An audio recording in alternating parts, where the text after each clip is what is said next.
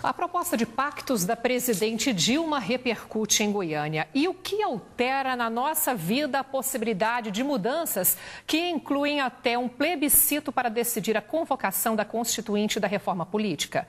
É o que você acompanha agora nesta reportagem.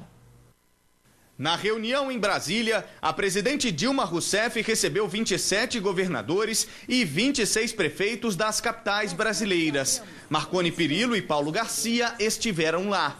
A presidente apresentou 5 pactos para melhorar os serviços públicos e a atuação de políticos no Brasil. O primeiro pacto, Dilma alertou para a necessidade de mais investimentos em nível federal, nos estados e municípios, mas com cuidado para manter a economia estável e a inflação controlada. Depois, pacto de reforma política. A presidente sugeriu transformar a corrupção em crime hediondo, com penas pesadas para quem desviar dinheiro público. Ainda na reunião, a presidente propôs a realização de um plebiscito para que os brasileiros possam autorizar a convocação de uma constituinte que trate especificamente da reforma política. Ela lembrou que nas últimas décadas esse assunto já entrou e saiu de pauta diversas vezes. Aqui, nas ruas, a população aprova a medida. O Brasil precisa dessa reforma já há muito tempo. Eles vivem do meu salário, né? Nós pagamos salário para eles, mas eles não estão sabendo administrar. Há também o pacto pela saúde. A presidente cobrou agilidade em obras de infraestrutura hospitalar e ainda anunciou que o Brasil vai contratar médicos estrangeiros para suprir a carência. Agora, pacto pelo transporte público. O investimento de 50 bilhões de reais foi anunciado. E Dilma Rousseff também propôs a criação de um Conselho Nacional para discutir soluções para o setor, como a construção de mais metrôs e veículos leves sobre trilhos. Por fim, pacto pela educação. Dilma defendeu a aprovação do projeto no Congresso Nacional, que garante 100% dos royalties do petróleo e mais 50% do pré-sal para a educação. E quem vai falar com a gente mais sobre essa proposta, inclusive esteve lá presente, é o prefeito de Goiânia, Paulo Garcia, esteve junto com os prefeitos de capitais e também com os governadores dos 27 estados brasileiros. Prefeito, boa tarde ao senhor. Boa tarde, Olivar. Boa tarde, Luciana. Boa tarde aos telespectadores. Vamos destrinchar esse pacto aí, prefeito. Transporte, 50 bilhões. Como é que Goiânia pode se beneficiar desse pacto? Olivar, me permita, antes de respondê-lo, inicialmente me solidarizar com vocês, com a equipe aqui da TV, sobre as agressões hediondas que vocês foram submetidos ontem durante as manifestações. Todos nós somos favoráveis às manifestações pacíficas, ordeiras. Nós temos origem, o meu partido principalmente, tem origem nos movimentos sociais e movimentos populares. Isso é bem-vindo, isso faz o país avançar, isso é importante, é um diálogo direto com a sociedade. Mas somos solidários a vocês e às outras equipes também de comunicação que foram agredidas ontem, dizendo que somos frontalmente contrários a qualquer tipo de agressão gratuita e vandalismo, em especial contra os meios de comunicação, que têm um dever importantíssimo na consolidação da democracia, que é divulgar tudo que de importante acontece em Goiânia, em Goiás e no país. Te respondendo agora diretamente sobre os 50 bilhões. São mais recursos federais que serão investidos na mobilidade urbana em todo o país. Naturalmente, a cidade de Goiânia deverá se apresentar na busca desses recursos extra-orçamentários para que nós possamos avançar a cada dia mais. Naturalmente, esses recursos poderão ser aplicados em VLT, em BRT, nos corredores exclusivos ou preferenciais e na melhoria da qualidade do transporte coletivo em todo o país. Ela disse ontem, e é importante que a gente dê realce a isso, da importância de se implantar os conselhos. Ela implantará, a presidenta implantará o Conselho Nacional de Transporte e Mobilidade Urbana, e nós já havíamos nos antecipado. A cidade de Goiânia está pronta para implantar e realizar a primeira reunião do Conselho Municipal de Transporte e Mobilidade Urbana, com ampla participação da sociedade civil, dos usuários do transporte, dos representantes estudantis, das universidades, das entidades representativas da sociedade.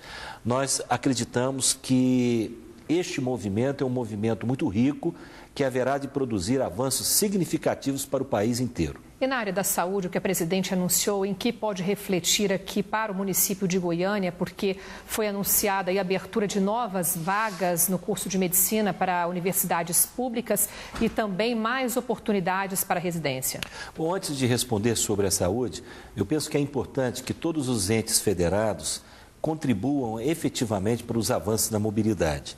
Ontem eu conversei com o senhor governador, que estava presente na reunião, sobre a necessidade do Estado também pactuar conosco a retirada de alguns tributos que incidem sobre o transporte coletivo.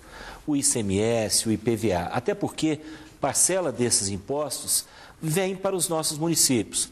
O IPVA, 50% é para o Estado, 50% é para o município de Goiânia. Nós estamos dispostos a abrir mão desses tributos para desonerar e qualificar cada vez mais o transporte coletivo. Nós desejamos, e tenho certeza que o senhor governador vai ter sensibilidade para pactuar conosco a redução, a desoneração desses tributos. Na saúde, a presidenta anunciou o estímulo à criação de novas vagas para a formação acadêmica, então vagas para cursos de medicina e também vagas para residência médica, para a formação de especialistas, porque nos foi apresentado índices de proporção entre população e médicos. E o Brasil tem um índice muito baixo por cada 1.000 habitantes, menor que a maior parte dos países da América Latina ou da América do Sul. Então, há uma necessidade de formação de mais profissionais. Médicos estrangeiros podem vir para a periferia de Goiânia, por exemplo? Poderiam vir, mas o que a presidenta apresentou, e é importante também nós deixarmos isso claro, que serão apresentados editais com oferta de vagas para trabalho para os médicos, mas primeiro para os médicos brasileiros. As vagas que não forem preenchidas por médicos brasileiros é que serão ofertadas aos médicos estrangeiros. Um detalhe também é que o percentual de médicos estrangeiros que trabalham no país é muito menor do que o percentual de médicos estrangeiros que trabalham nos demais países. Há um certo preconceito nacional em utilização de médicos formados em países estrangeiros. Não é para ocupar a vaga dos nossos médicos. Eu sou médico. Eu sei da importância de nós criarmos postos de trabalho com qualidade para os nossos profissionais. Prefeito, o que a gente tem percebido nas ruas, tem o baderneiro, claro, mas tem aquele manifestante que é a maioria, esse que quer mudanças para o país. E há uma reclamação geral, o senhor sabe disso, contra os políticos, de uma forma geral. O senhor se inclui aí também, todos os partidos, há uma reclamação geral. Por que demorou tanto para que a classe política percebesse tantas modificações que os manifestantes, que o povo brasileiro queria para o Brasil? E realmente agora, depois de tantos protestos, é que chega essa proposta de vários pactos. Quer dizer, os políticos brasileiros não demoraram a perceber isso, não? Judevar, me permita fazer uma análise muito pessoal. Eu acredito que as manifestações democráticas não são só contra os políticos. Elas são contra a situação em que nos encontramos no país. E isso, basicamente, isso reflete em todos os setores, das atividades públicas e privadas. Eu acredito que nós estamos vivendo o século das cidades. Os espaços urbanos são fundamentais, vão crescer cada vez mais.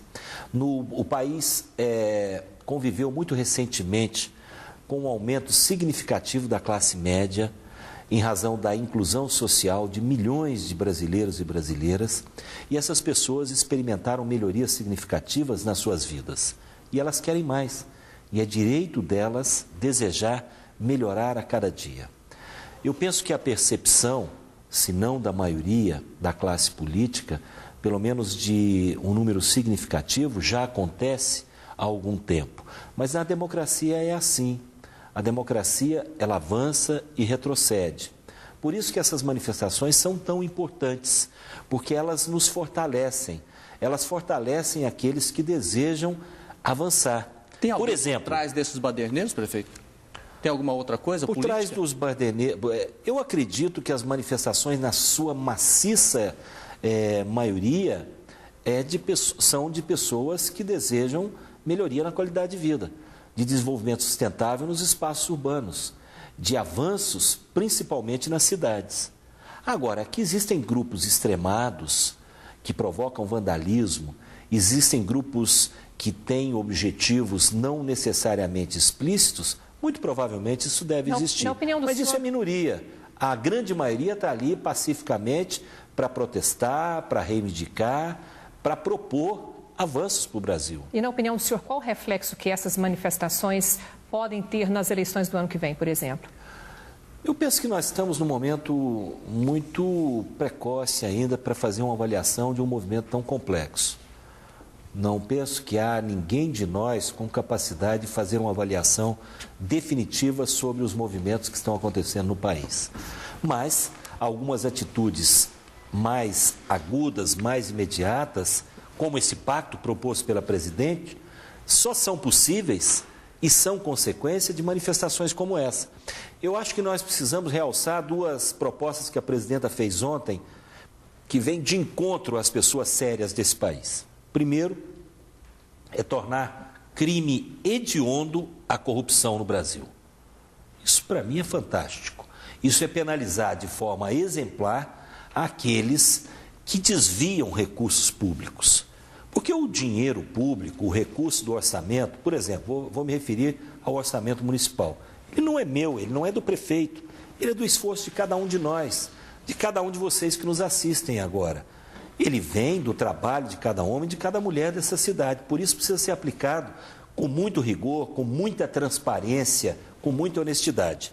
Penso que um outro realce deve ser dado à proposta de convocação de um plebiscito para aprovação ou não de uma constituinte para que se faça a reforma política nesse país. Agora tem jurista dizendo, que o prefeito, que nesse caso aí, a presidente não teria competência para isso. Como é que o senhor vê isso? Eu acho que os juristas vão decidir. Eu acho que o importante é a vontade política. A presidenta mostrou para o país que ela deseja que a reforma política aconteça. Eu defendo isso há muito tempo. Acredito que o nosso modelo de representação está superado. Nós precisamos avançar, precisamos fazer uma reforma política que atenda aos anseios de cada homem e de cada mulher nesse país. Portanto, é fundamental que o desejo, que a posição política seja expressada pela mandatária maior de todos nós, que é a presidenta Dilma. Perfeito. Isso é o que importa. O caminho já está traçado. Nós precisamos fazer reforma política. Vamos encontrar de forma consensual, de forma responsável, qual é o melhor modelo. Se não for o plebiscito, que se faça de outra forma. Mas nós precisamos fazer. Nós precisamos mudar. Prefeito Paulo Garcia, obrigado pela participação do senhor. Boa tarde. Eu que agradeço a oportunidade. É sempre muito importante ter a oportunidade de conversar com os telespectadores em um programa como o de vocês, de alta credibilidade, de muita qualidade profissional. Quero, ao encerrar, desejar mais uma vez que vocês possam continuar o trabalho de vocês livre, independente e respeitado por todos nós. Não são atitudes de pequenos grupos de vândalos que vão impedir que os meios de comunicação, que a imprensa nacional seja a porta-voz da vontade do povo. E também aproveitar essa oportunidade e mandar um abraço ao nosso amigo Adolfo, que eu sei que está reestabelecido e era anseio de todos nós que ele voltasse a trabalhar e voltasse ao nosso convívio o mais rápido possível. Muito boa tarde, um bom dia a todos os goianienses, a cada homem e a cada mulher que constroem a mais bela capital do país.